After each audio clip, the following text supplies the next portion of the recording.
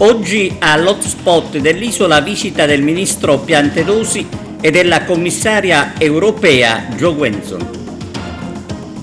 Aveva nel PC 10.000 file su violenza ai danni di bambini, arrestato 38enne agrigentino. Una studentessa agrigentina racconta la sua esperienza in questi giorni di guerriglia. L'Acragas iscritta al campionato di Serie D. Calcio virtuale, ne parla il presidente della Lega Santino Lopresti.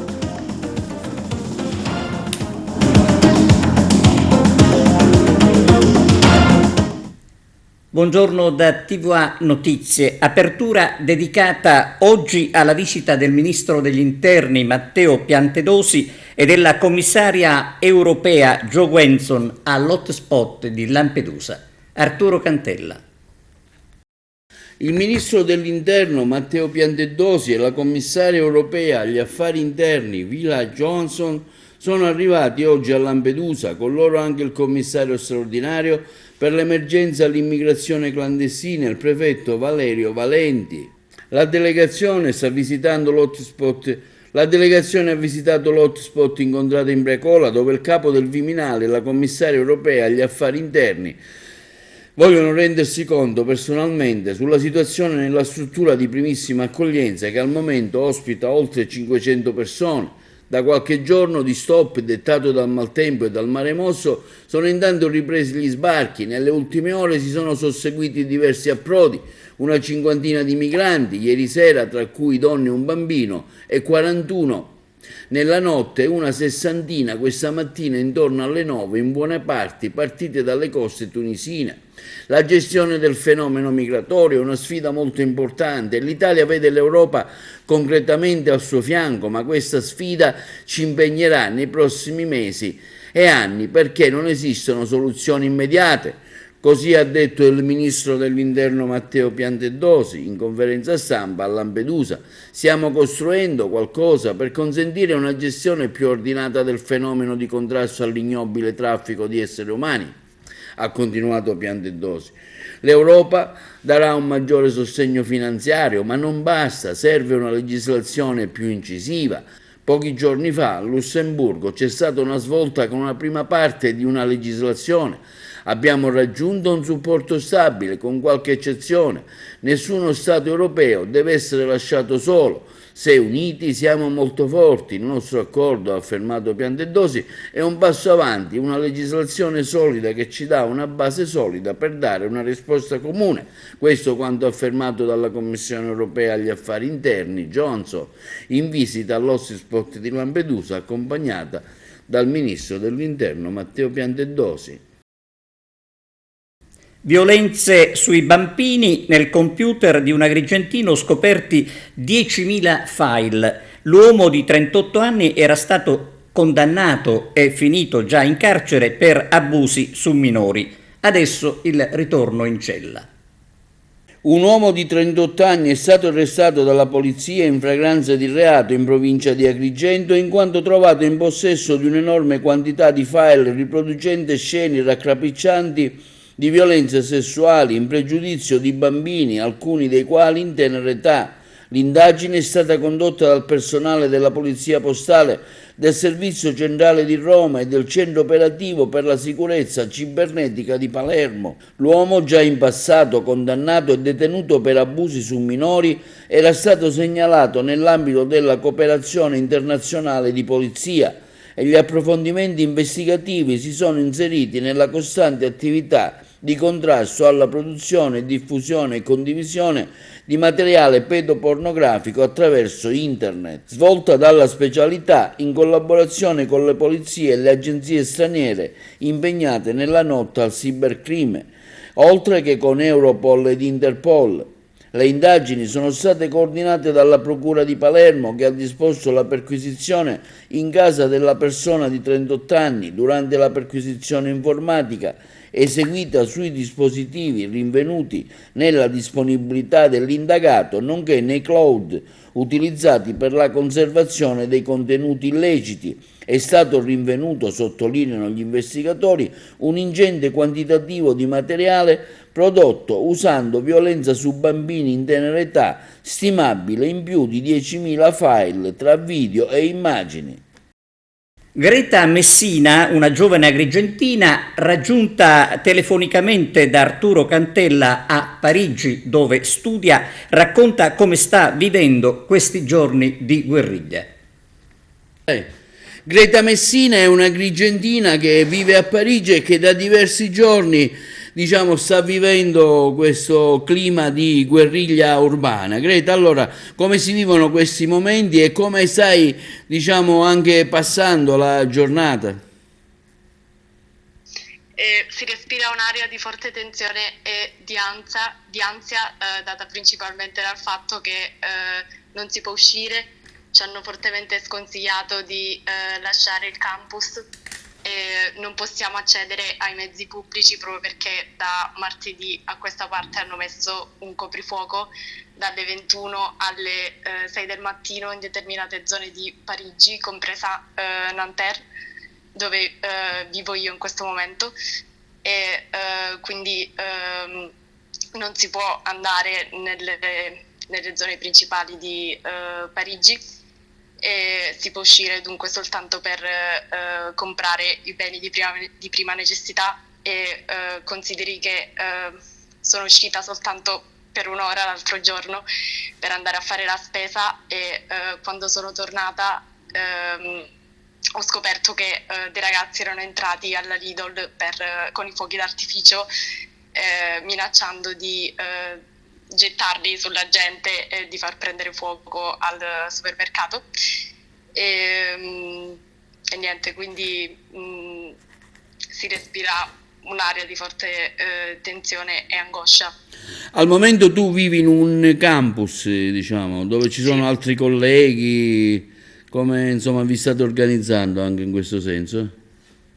Sì, cerchiamo di stare il più possibile insieme e di passare le nostre giornate all'interno del campus senza poter andare a Parigi, insomma. Ma so che già la situazione sta un po' migliorando. Ieri sera abbiamo visto che il presidente francese ha fatto visita a una gendarmeria, ai poliziotti. Si ha l'impressione che stia un po' calando la tensione? Sì, rispetto ai primi giorni sicuramente, però ancora adesso dalla finestra della mia camera vedo degli incendi o soprattutto la sera sento dei fuochi d'artificio. Nella maggior parte dei casi i ragazzi tirano i fuochi d'artificio sulla polizia.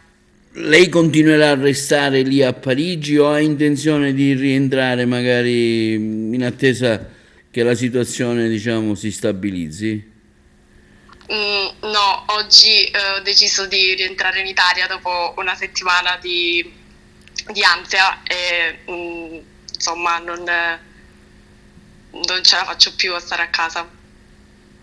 Scusa, una ultima domanda, come mai si trova a Parigi? Quali sono le sue ragioni? Quest'anno ho fatto un Erasmus con l'Università di Bologna, faccio il doppio titolo di giurisprudenza italo-francese. Quale futuro per la festa di San Calogero? Giovedì 6 luglio ne discuteranno presso l'Accademia di Belle Arti in via Bacchi il sindaco di Agrigento Francesco Miccichè, Alfredo Prado, direttore dell'Accademia Belle Arti, lo storico Elio Di Bella, il giornalista Domenico Vecchio e il delegato del Comitato sulle Tradizioni Popolari Lello Casesa. In programma gli interventi musicali di Tom Sinatra e dell'orchestra Val d'Akragas. L'intelligenza artificiale agli esami di maturità succede al liceo scientifico Leonardo di Agrigento. Giovanna Neri. Ancora una volta il liceo Leonardo si presenta come la patria delle innovazioni. Oggi ci presentiamo con un esame di scienze applicato molto particolare. Noi siamo molto fieri del corso di studi che intraprendono i nostri alunni ed è con grande orgoglio che oggi, come sempre, diciamo ai nostri alunni ad maiora semper. Sì, il ragazzo chiaramente ha lavorato per 2 o 3 mesi ho un nostro robottino che avevamo acquistato, ma tutto realizzato dal ragazzo. Ha seguito sia la scelta dei sensori, degli attuatori e anche della programmazione, cioè partendo dalle specifiche assegnate al ragazzo, lui ha tirato fuori l'algoritmo e poi con l'opportuno linguaggio di codifica che utilizziamo, il Python 3, utilizzando la teoria della computabilità, si è tirato fuori l'algoritmo. L'assemblaggio è stato non del tutto semplice, comunque ci siamo riusciti. I ragazzi fanno degli stage aziendali durante le 100 ore di PCTO e poi chiaramente in contatto con le aziende che si creano in banca dati possono anche spendere nelle aziende in cui facciamo il PCTO. Questo è un prototipo che abbiamo potuto realizzare grazie al professore Scandaglia che ci ha introdotto in questo nuovo mondo dell'intelligenza artificiale e dell'automazione. Questo è un robot che è progettato come un robot per combattimento, però ovviamente simula dei processi di combattimento, simula anche degli esercizi fisici proprio che si possono fare, come allenarsi al meglio per ottenere una forma fisica decente per poi prepararsi a un combattimento. È un robot programmato con la programmazione a blocchi, che è un linguaggio di programmazione molto semplice ma efficiente, e successivamente vanno programmati appunto i motori che lo compongono, mettendo insieme tutte le parti e poi con la matrice c'è l'unità centrale che dà appunto i comandi ricevuti dal PC. Tyron 01 è il nome che abbiamo dato a questo prototipo, l'abbiamo deciso noi insieme con il professore e il professore ci ha aiutato e ci ha guidato durante la realizzazione di questo progetto e abbiamo quindi potuto mettere in pratica ciò che abbiamo sempre studiato in maniera teorica e dunque attraverso appunto la realizzazione di questo prototipo. Ci ha aiutato anche nel migliorare le nostre abilità, ad esempio nel problem solving o anche nell'assemblaggio stesso dei pezzi, infatti l'abbiamo costruito noi.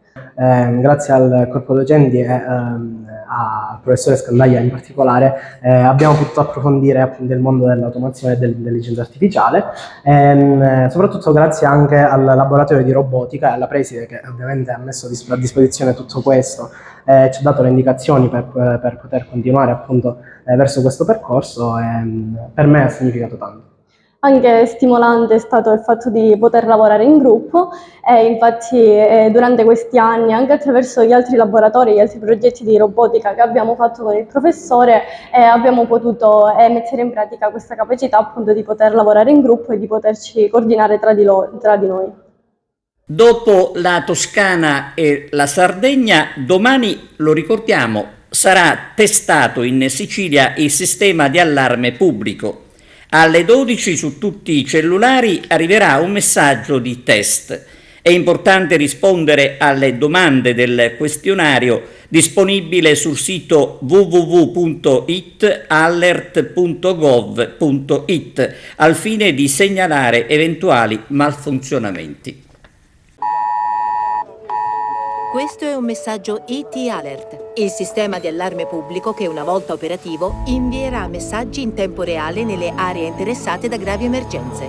Ora il governo italiano, attraverso la Protezione Civile, sta testando IT Alert. Quindi se ricevi un messaggio significa solo che sei in un'area test.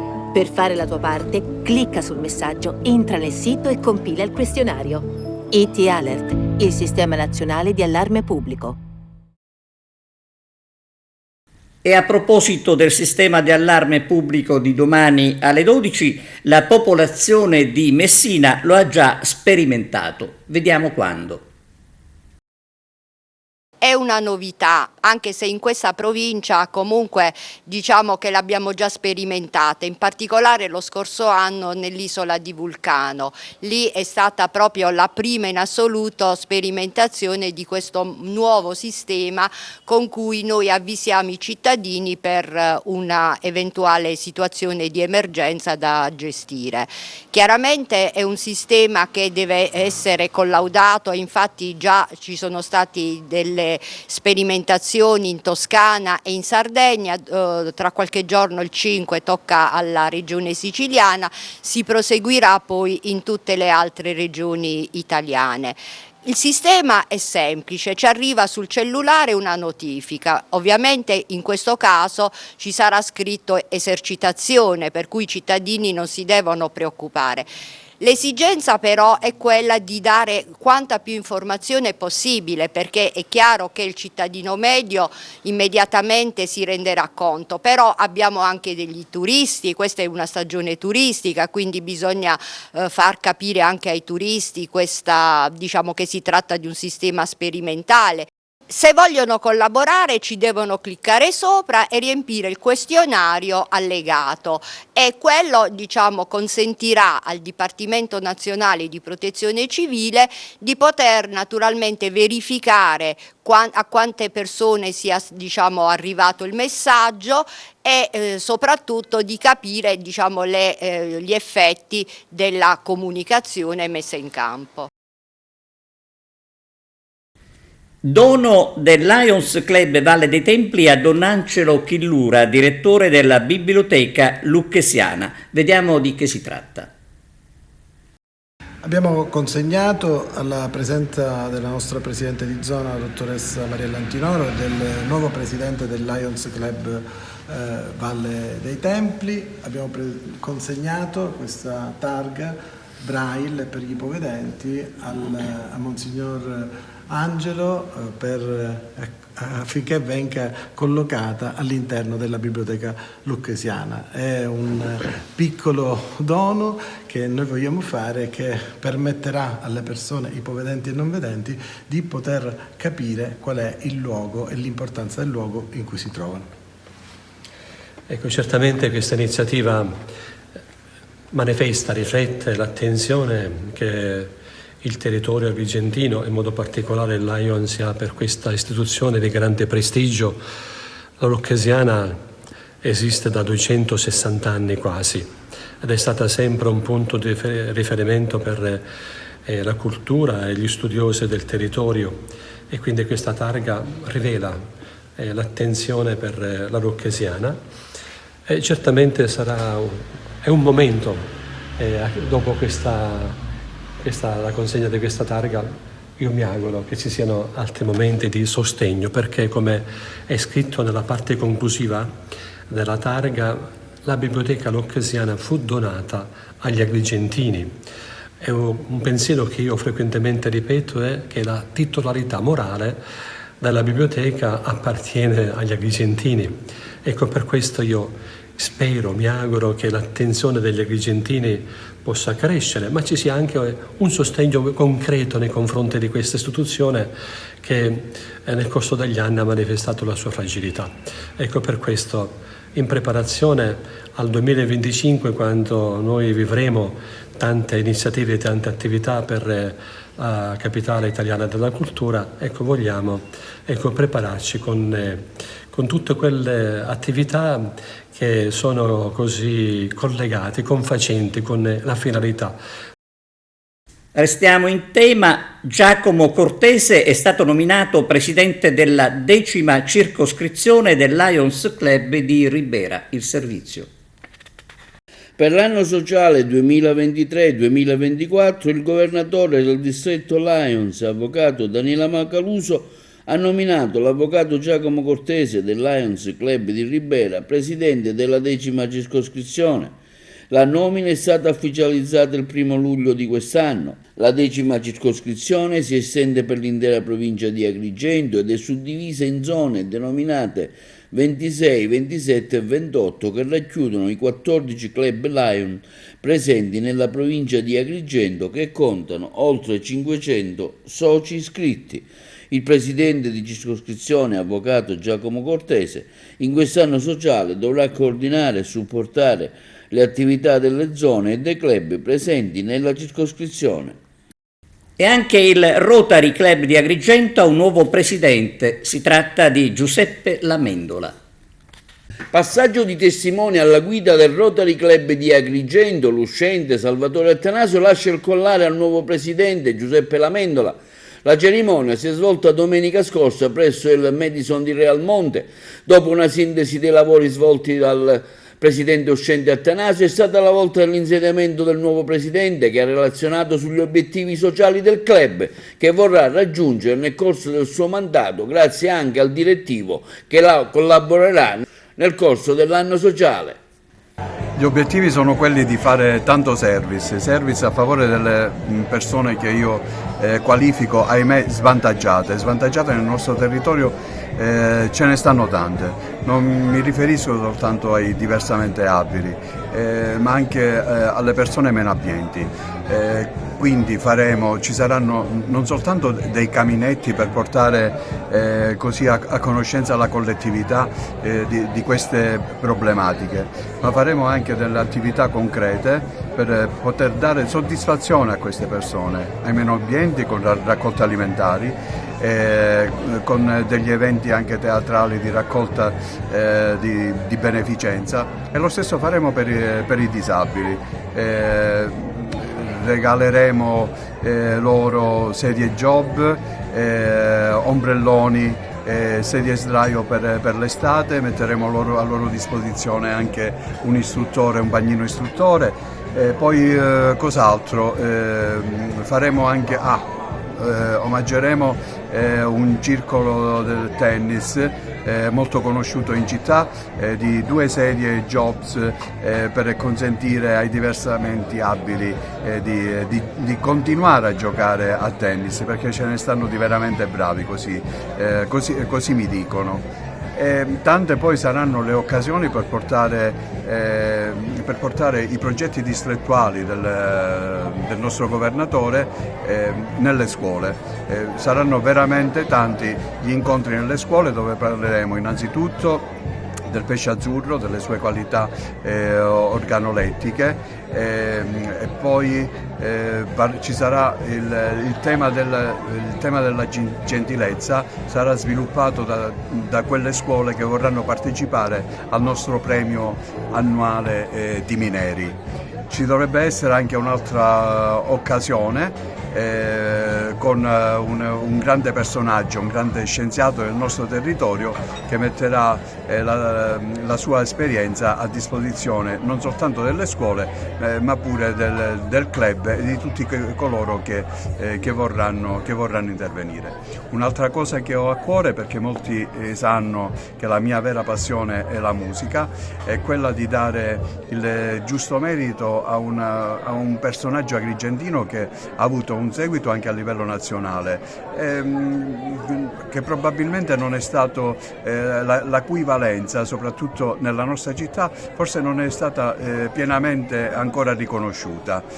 Gli stessi miei figli non sanno chi è Tony Cucchiara, quindi da qui a qualche giorno regaleremo alla città un totem, grazie anche alla disponibilità di Franco Miccichè, un totem dedicato appunto alla figura di Tony Cucchiara, ma a seguire, durante l'autunno, riproporremo con altri amici attori amatoriali e non, riproporremo Pipino il Breve, il musical, uno dei musical più famosi di Tony Cucchiara, in occasione, in coincidenza della sua data di nascita. Ecco, questo è quello che faremo da qui a breve, e faremo in modo di tenere a conoscenza sempre la collettività delle buone iniziative. Ecco, grazie. A Favara, convegno a cura della Democrazia Cristiana, presente il segretario nazionale Totò Cuffaro, il servizio di Giuseppe Moscato. Le criticità dei distretti sociosanitari della regione siciliana, ma anche le prospettive per il futuro, per un miglioramento dei servizi offerti, sono state analizzate in un incontro promosso dalla Democrazia Cristiana di Favara, che si è tenuto ieri presso il Castello di Chiaramonte. Presenti al convegno moderato dall'avvocato Antonietta Vita, commissario cittadino dell'ADC Favarese, l'assessore regionale alla famiglia, politiche sociali e lavoro, onorevole Nuccia Albano, la dirigente generale del Dipartimento Famiglie e Politiche Sociali, dottoressa Maria Letizia Di Liberti, e l'onorevole Carmelo Pace, capogruppo DC all'Arse. Presenti anche alcuni sindaci, assessori comunali e funzionari dei servizi comunali di competenza del distretto sociosanitario.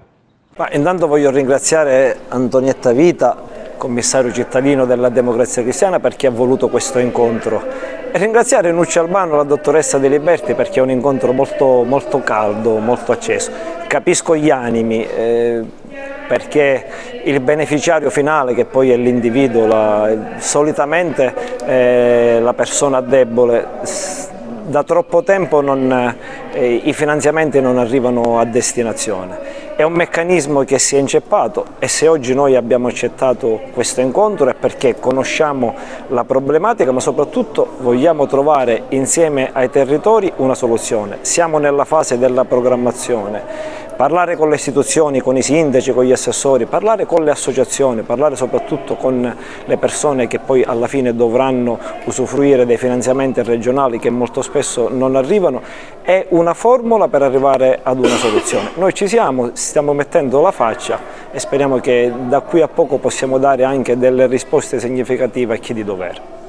In realtà ci sono molte criticità perché i dipendenti non sono formati ai requisiti che vengono chiesti per la rendicontazione. A tal fine noi abbiamo fatto recentemente una riunione invitando tutti i sindaci e gli addetti dei distretti a Palermo in presenza dei dipendenti del Ministero che si occupano appunto dei distretti, per dare appunto tracciare una via e poter risolvere queste criticità e poter affrontare un futuro in maniera più positiva. Il messaggio che dobbiamo dare è alla gente che soprattutto noi ci rivolgiamo ai più fragili, ai meno fortunati di noi, è quello che ci dobbiamo battere tutti per poterli aiutare e soprattutto far arrivare queste risorse economiche di cui tanto hanno bisogno. Diverse le associazioni operanti sul territorio presenti all'iniziativa, con in primo piano la Federazione Regionale Movimento Noi Liberi, che hanno puntato il dito sulle tante criticità e i ritardi dei distretti sociosanitari, chiedendo un sostanziale miglioramento ed anche un potenziamento dell'offerta dei servizi sociosanitari e soprattutto maggiore attenzione per un settore così delicato che molto spesso si fa forza e va avanti solo grazie all'impegno di associazioni e famiglie.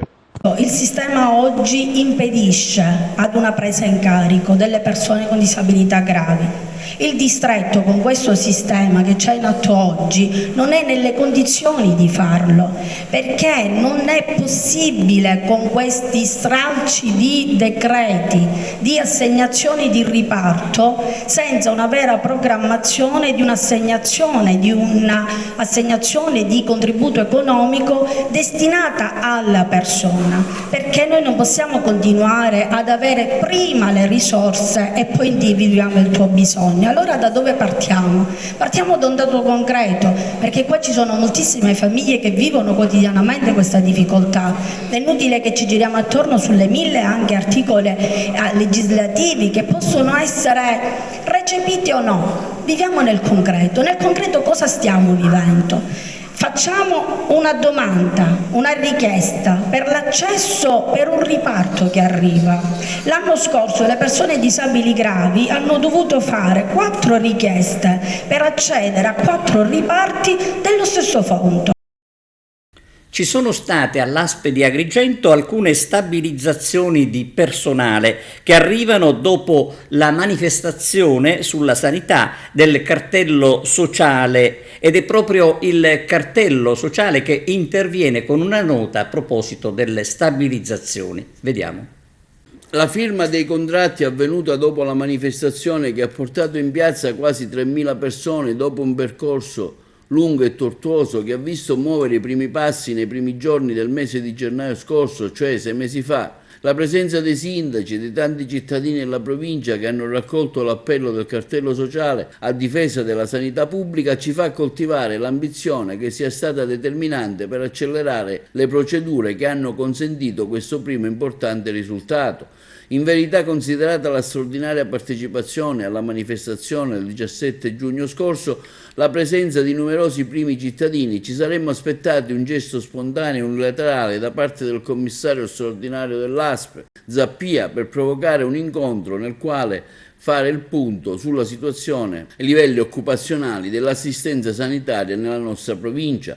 Il consenso popolare ricevuto dalla nostra iniziativa ci responsabilizza e ci motiva a continuare su quella strada se dovesse servire a sollecitare decisioni che vanno nella stessa direzione della stabilizzazione appena avvenuta. Siamo pronti a scendere nuovamente in piazza anche ogni settimana. Al di là dei formalismi, per dare i crismi dell'ufficialità alla convocazione di incontri tra vertici ASP e rappresentanti del cartello sociale, rimaniamo disponibili in qualunque momento a sederci intorno a un tavolo per un confronto costruttivo che consenta di fare intravedere orizzonti di speranza per il sistema di un futuro sanitario pubblico che sia in condizioni di garantire a tutti il diritto alla salute. Il confronto potrebbe essere estremamente utile e anche proficuo per dirimere questioni che a nostro avviso risultano fuorvianti rispetto alla vera posta in gioco. Ci riferiamo in particolare alla pubblicazione di un avviso per la gestione dei parcheggi nelle aree circostanti il San Giovanni di Dio, rispetto al quale ci aspettiamo un passo indietro e la conseguente revoca. E adesso la pausa pubblicitaria, linea alla regia. A tra poco.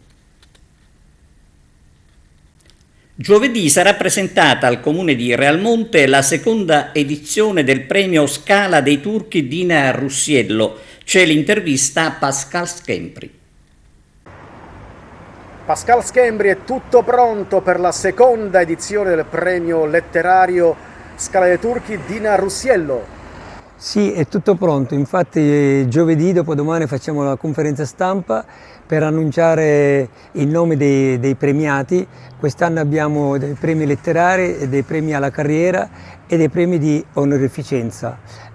Quindi i premiati verranno da Roma, da Milano, dalla Francia e sabato 22 luglio ci sarà la premiazione nella sontuosa location Villa Romana a 2 passi della Scala dei Turchi. Come nasce il premio Scala dei Turchi Dina Russiello? Il premio nasce da un'idea avuta nella fondazione di Leonardo Sciascia quando mi hanno chiesto di donare i miei primi 50 libri e quindi è venuta fuori questa idea. Mi sono detto: perché lasciare soltanto alla fondazione Leonardo Sciascia i miei libri?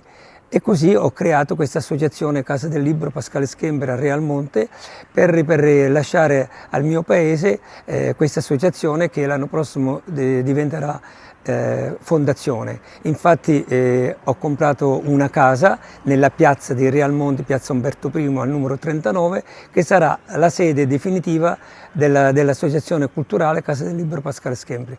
Quindi vi aspetto sabato 22 luglio a partire dalle ore 18 per la manifestazione Premio Letterario Scala dei Turchi Dina Russiello. Protesta a Palermo degli operatori del 118, tra i motivi il cambio degli orari dei turni. Il cambio delle fasce orarie sui turni ha suscitato il dissenso dei soccorritori del 118, a loro dire inascoltati dalla SEUS. Oggi a Palermo un corteo di operatori del 118 da Piazzale Giotto si è diretto all'assessorato regionale alla salute per chiedere l'attenzione delle istituzioni su un problema che causa malumori e difficoltà per gli addetti al soccorso in strada.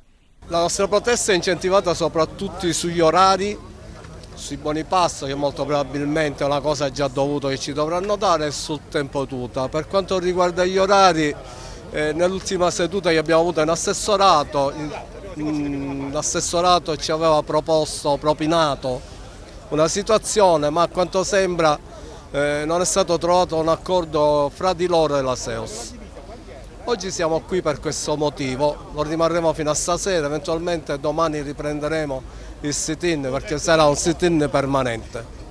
Anche se il giorno 19 avremo un incontro con l'azienda in cui ci ha convocati come sindacato Cobas, dico, le cose non cambiano finché non si dirà che intenzioni hanno nei nostri riguardi e qual è la loro prospettiva nel futuro. Nei turni contestiamo innanzitutto il discorso che i turni hanno portato 7-19-19-07, mentre l'azienda di testa sua, percependo la sua arroganza, ha portato i turni 21-09-09-21 e questo non è possibile anche per motivi di logistica, sia di smonte che familiare, che ci sono tanti motivi che non combaciano più.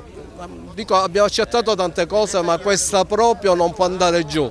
Anzi, sono diversi anni che siamo una categoria bistrattata. Noi chiediamo soltanto di essere ascoltati, noi chiediamo soltanto i nostri diritti, non vogliamo nulla. Molto spesso vengono prese delle decisioni senza coinvolgere quelli che sono gli attori del sistema. Gli attori del sistema sono i soccorritori del 118.